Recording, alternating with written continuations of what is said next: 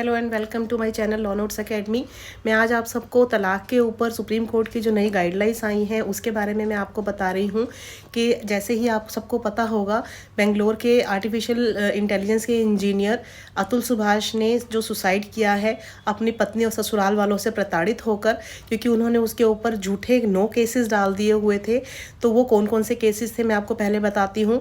वो उनके ऊपर डाउरी का केस 498A का केस था, मेंटेनेंस का केस था, मर्डर का केस था, क्रुएलिटी का केस था, 498A का बहुत सारे केसेस डाल थे, डोमेस्टिक वायलेंस का केस भी था। तो ये सारे केसेस थे। इसके अलावा और भी कई केसेस उन्होंने डाल दिए हुए थे, तो जिसके वजह से वो इतने परेशान हो गए थे और कोर्ट के अंदर उनके साथ करप्शन भी चल रही थी। जिसके अंदर उन्होंने सुसाइड नोट भी बनाए हैं 24 पेज का, और अपना मरने से पहले, सुसाइड करने से पहले उन्होंने 80 मिनट का वीडियो भी बनाया है जो बहुत वायरल हो चुका है, सब लोगों को इस बारे में पता होगा। तो उन्होंने अपने जो लड़ाई लड़ रहे थे उसके अंदर उन्होंने बताया कि वो अपनी पत्नी और ससुराल वालों से प्रताड़ित थे, जिसको देखते हुए पूरा देश गुस्से में है, नाराज है, पुरुष वर्ग खास तौर से, कि भाई महिलाओं के लिए तो कानून बने हुए हैं लेकिन पुरुषों के लिए कोई कानून नहीं बना हुआ। तो ये देखते हुए इतना बड़ा केस होने के बाद सुप्रीम कोर्ट ने कुछ गाइडलाइंस तय की हैं कि जो लेडीज़ नाजायज़ मांगे करती रहती हैं मेंटेनेंस की कमाने के बावजूद भी, तो कुछ गाइडलाइंस मापदंड तैयार किए गए हैं। 8 लाइन्स हैं जो मापदंड तय किए हैं, जिसके अंदर बताया गया है, उन्होंने कोर्ट्स को इंस्ट्रक्शंस दी हैं कि आपको वाइफ को मेंटेनेंस देते हुए तलाक के केस में या मेंटेनेंस के केस में आपको किन किन बातों का ध्यान रखना है। तो वो बातें आज मैं आपको सारी बता रही हूँ।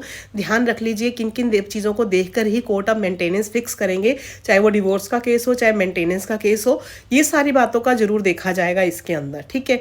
तो देखते रहिए, मैं आपको बताती हूँ कौन कौन सी वो गाइडलाइंस हैं। देखिए, ये गाइडलाइंस हैं जो सुप्रीम कोर्ट ने बताई हैं। सबसे पहली है, पति और पत्नी की सामाजिक और आर्थिक स्थिति को देखा जाएगा, उनकी इकोनॉमिकल कंडीशन कैसी है। दूसरा है, भविष्य में पति और बच्चों की बुनियादी ज़रूरतें कितनी हैं, मतलब कि मेंटेनेंस फिक्स करते टाइम ये देखा जाएगा कि कितनी उनकी बेसिक नीड्स हैं, खर्चे कितने हैं। दोनों पक्षों की योग्यता और रोजगार देखा जाएगा कि दोनों काम क्या करते हैं, बिजनेस क्या करते हैं, दोनों की आय और संपत्ति के साधन कितने हैं। उसके बाद है, ससुराल में रहते हुए पत्नी का जीवन स्तर कैसा था, मतलब उसको कितना खर्चा दिया जा रहा था, कैसी लाइफस्टाइल जी रही थी। और फिर है उसके बाद, क्या उसने परिवार की देखभाल के लिए अपनी नौकरी छोड़ दी थी, अगर उसने जॉब छोड़ दी थी तो अब वो क्या कर रही थी, इसका मतलब वो घर परिवार की देखभाल कर रही थी। फिर जो पत्नी काम नहीं कर रही उसके लिए कानूनी लड़ाई के लिए उचित राशि कौन देगा। नेक्स्ट है कि पत्नी की आर्थिक स्थिति, उसकी कमाई और गुजारा भत्ता के साथ अन्य जिम्मेदारियां क्या क्या हैं। तो ये सारी वो कंडीशंस हैं जो उन्होंने, सुप्रीम कोर्ट ने सभी कोर्ट्स को दी हैं कि आप देखेंगे ये सारी, कि भाई जब भी मेंटेनेंस फिक्स होगा उस समय आप ये सारी बातों को मद्देनजर रखते हुए ही ये फैसला करेंगे सभी कोर्ट कि भाई पत्नी और बच्चों के लिए कितना गुजारे भत्ते की ज़रूरत है, कितनी नहीं है।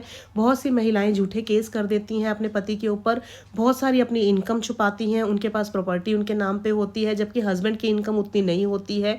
बहुत बार ऐसा देखा गया है कि अपनी नौकरी होते हुए भी वो कोर्ट से फिर भी पति पक्ष को या ससुराल वालों को परेशान करने के लिए झूठे केस फाइल कर देती हैं, मेंटेनेंस के, डाउरी के, 498A के, डोमेस्टिक वायलेंस के। कई पत्नियां तो साथ में रह भी नहीं रही होती, उसके बावजूद डोमेस्टिक वायलेंस का केस कर देती है कि इन्होंने हमारे साथ ऐसा किया है।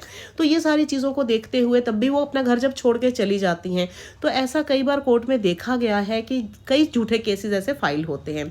तो कई बार कोर्ट्स ने भी ऐसा डिसीजन दे दिया कि आप पति को बोलते हैं भीख मांगो, चोरी करो, मेंटेनेंस तो देना पड़ेगा। तो इन चीज़ों से, इन आदेशों पर भी लगाम लगाई जाएगी। इसलिए सुप्रीम कोर्ट ने ये पैमाने तय किए हैं ताकि आगे से इन चीज़ों को देखकर ही मेंटेनेंस फिक्स किया जा सके।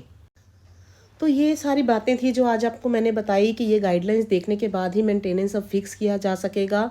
तो जो लोग जो वाइफ जो है झूठे केस डालती हैं या जो जेन्युइन है उनके लिए तो ठीक है, लेकिन कुछ आदमी भी हैं जो अपनी इनकम को छुपाते हैं, लेकिन लेडीज़ भी झूठे केस करती हैं, तो उनके लिए ये गाइडलाइंस का ध्यान रखना ज़रूरी है। तो आपको मेरी आज की ये वीडियो कैसी लगी मुझे प्लीज़ बताइएगा। मेरे चैनल पे नए हैं तो अभी सब्सक्राइब करके बेल आइकन प्रेस कर दीजिए ताकि आपको ऐसी और भी अपडेट्स मिलते रहें। वीडियो को, अगर वीडियो पसंद आया है तो लाइक, शेयर और कमेंट ज़रूर कीजिएगा, और मेरे चैनल पे नए हैं तो सब्सक्राइब कीजिए। Thank you for watching. Thank you so much.